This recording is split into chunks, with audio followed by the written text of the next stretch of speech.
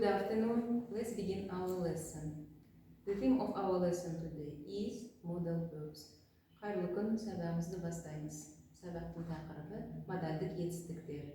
The lesson objective is to explain students the usage of modal verbs. Сабақтың мақсаты студенттерге модальдік етістіктердің қолданылуын түсіндіру.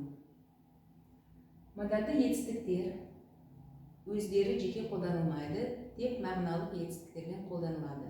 Олар істің мүмкіндігін, міндеттілігін, ықтималдығын, қажеттілігін, керектілігін көрсетеді. Мысалы, you must do that, сіз мұны істеуге міндеттісіз.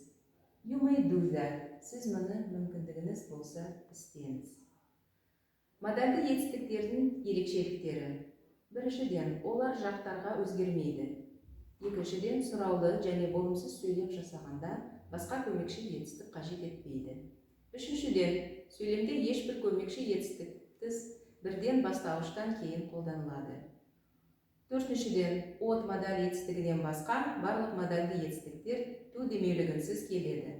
Бесіншіден, модаль етістіктер есімше, түйіп, етістік геруинди тұлғаларында болмайды.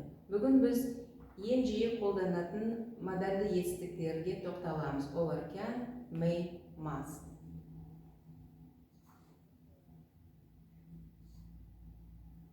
Can модальдік етістік физикалық немесе ойлай қабілетіне байланысты іс-әрекетті орындай алу мағынасын білдіреді. Ағылшын тілінде can етістігі осы және оның шақтарға қатысты болады.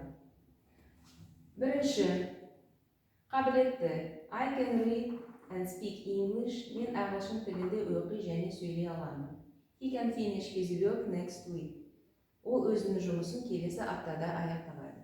I can do it now. Мен мұны қазір істей аламын. Өтініш және рұқсат сұрауды.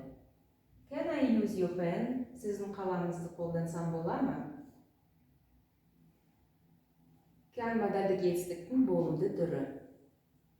Жекеше түрде бірінші жақ. I can write it in transcription. Мен оны транскрипция бойынша жаза аламын. Жекеше түр екінші жақ. You can write it in transcription. Сен оны транскрипция түрінде жасай аласың. Жекеше түр үшінші жақ. He can write it in transcription. She can write it in transcription. It can write it in transcription. Ол оны транскрипция түрінде жаза алады. Көпше түрде бірінші жақта. We can write it in transcription. Біз оны транскрипция түрінде жаза аламыз. Көпше түрде екінші жақ. You can write it in transcription. Сендер оны транскрипция түрінде жаза аласыңдар. Көпше түрде үшінші жақ. They can write it in transcription. Олар оны транскрипция түрінде жаза алады.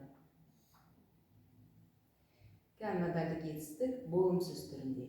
Жекеше түрде бірінші жақ. I cannot, can't read French. Мен французша оқи алмаймын. Жекеше түр екінші жақ. You cannot, can't read French. Сен оны французша оқи алмайсың. Жекеше түрде үшінші жақ. He cannot, can't read French. She cannot, can't read French. It cannot, can't read French. Ол французша оқи алмайды. Көпше түрде бірінші жақ. We cannot, can't read French. Біз французша оқи алмаймыз. Көпше түрде екінші жақ. You cannot, can't read French. Сендер французша оқи алмайсыңдар. Көпше түрде үшінші жақ. They cannot, can't read French. Олар французша оқи алмайды. Сұраулы түрі. Жекеше түрде бірінші жақ. Can I speak English? Мен ағылшынша сөйлей алам ба? Жекеше түрде екінші жақ.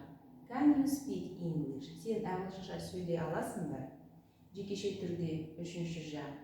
Can he speak English? Can she speak English? Can it speak English? Ол ағылшынша сөйлей ала ма? Көпше түрде бірінші жақ. Can we speak English? Біз ағылшынша сөйлей аламыз ба? Көпше түрде екінші жақ. Can you speak English? Сіздер ағылшынша сөйлей аласыңдар ма? Көпше түрде үшінші жақ. Can they speak English? Олар ағылшынша сөйлей ала ма? Келесі модальдік етістік may. May модаль етістіктің негізгі формасымен байланысып рұқсат алуды көрсетеді. Бірінші, мүмкіндік, ықтималдық. One day all your dreams will come true.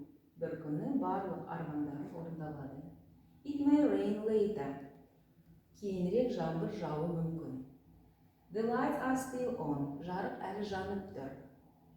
Айгүл may have forgotten to turn them off. Мүмкін Айгүл сөндіруді ұмытқан шығар. Екінші, өтініш және рұқсат сұрау. May I come in? Кіруге бола ма? May I see the letter? Yes, you may.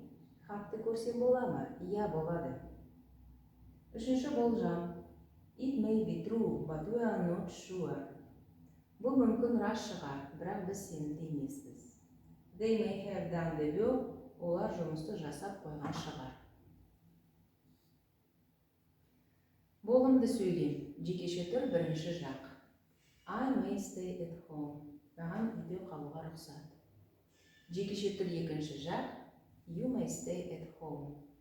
Саған үйде қалуға рұқсат. Жекеше түр үшінші жақ. He may stay at home. She may stay at home. It may stay at home. Оған үйде қалуға рұқсат. Көпше түрде бірінші жақ. We may stay at home. Бізге үйде қалуға рұқсат. Көпше түрде екінші жақ. You may stay at home. Сендерге, сіздерге үйде қалуға рұқсат. Көпше түрде үшінші жақ. They may stay at home. Олар үйде қалуға рұқсат. Болымсыз сөйлемде. Жекеше түрде бірінші жақ. You may not go out. Сізге шығуға рұқсат емес. Жекеше түрде екінші жақ. You may not go out. Саған шығуға рұқсат емес. Жекеше түрде үшінші жақ. He may not go out. She may not go out. It may not go out. Оған шығуға рұқсат емес. Көпше түрде бірінші жақ. We may not go out. Бізге шығуға рұқсат емес.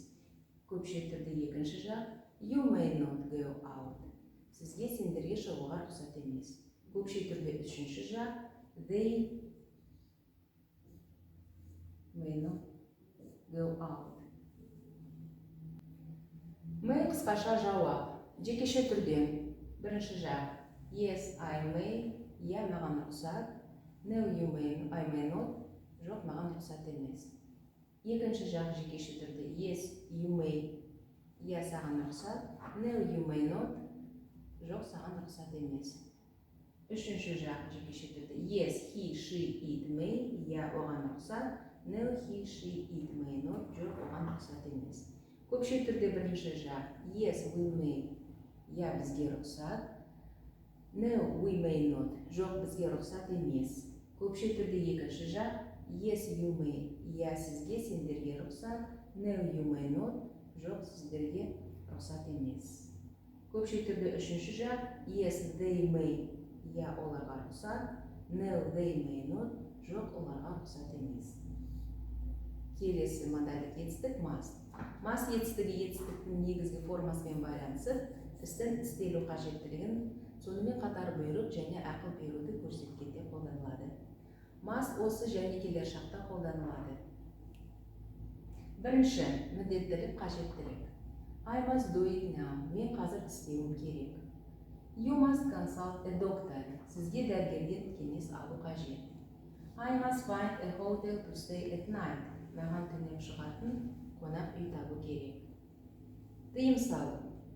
You must not tell anyone what I said. Мен айтқанымды ешкімге айтпауым керек. You mustn't park here. Сіз мұнда көлік қоймауыңыз керек. You mustn't play on the railway track. Сізге темір жолда ойнамау керек. Үшінші, мүмкіндік. He must know his address. Ол өзінің мекен жайын білу керек. Where is he? He must be walking in the garden. Ол қайда? Ол бақта серуендеп жүрген болу керек. Болымды сөйлем. Жекеше түрде бірінші жақ. I must listen to you. Мен оны тыңдауым керек. Жекеше түр екінші жақ. You must listen to you. Сен оны тыңдауың керек. Жекеше түр үшінші жақ. He must listen to her. She must listen to her. It must listen to her. Ол оны тыңдау керек. Көпше түрде бірінші жақ. We must listen to her. Біз оны тыңдауымыз керек. Көпше түрде екінші жақ. You must listen to her. Сіздер оны тыңдау керек. Көпше түрде үшінші жақ. They must listen to her. Олар оны тыңдау керек. Болымсыз сөйлем. Жекеше түрде бірінші жақ. I must not forget it. Мен оны ұмытпауым керек. Жекеше түрде екінші жақ. You must not forget it. Сен оны ұмытпауың керек. Жекеше түрде үшінші жақ. He must not forget it. She must not forget it. It must not forget it. Ол оны ұмытпау керек. Көпше түрде бірінші жақ. We must not forget it. Біз оны ұмытпауымыз керек. Көпше түрде екінші жақ. You must not forget it. Сіздер оны ұмытпауың керек. Көпше түрде үшінші жақ. They must not forget it. Олар оны ұмытпау керек. Сұраулы сөйлем. Жекеше түрде бірінші жақ. Must I do homework? Мен үй жұмысын орындауым керек пе? Жекеше түрде екінші жақ. Must I do homework? Сен үй тапсырмасын орындау керексің бе? Жекеше түрде үшінші жақ. Must he do homework? Must she do homework? Must it do homework? Ол үй жұмысын орындау керек пе? Көпше түрде бірінші жақ. Must we do homework? Біз үй жұмысын орындау керекпіз бе? Көпше түрде екінші жақ. Must you do homework? Сіз немесе сендер үй жұмысын орындау керексіңдер ме? Көпше түрде үшінші жақ. Must they do homework? Олар үй жұмысын орындау керек пе? Now, your home task will be some grammar exercises. Үйде грамматикалық жаттығуларды орындау керек. Your home task will be to do some grammar exercises. Үй тапсырмасы. Exercise 1. Study substitution tables, grammar rules, and compose as many sentences as you can. Өтілген кестелерді, грамматикалық ережелерді қайталап есте сақтап, сөйлемдерді құрастыру керек. Exercise 2. Answer the following questions. Берілген сұрақтарға жауап беру керек. Exercise 3. Write the interrogative and negative forms of the following sentences. Келесі сөйлемдерді сұраулы және болымды түрде жазып шығу керек. Exercise 4. Exercise 5. Fill in the missing modal verbs. 4-5 жаттығуда нүктелердің орнына модальдік етістіктерді қою керек. Now the lesson is over. Сабақ аяқталды.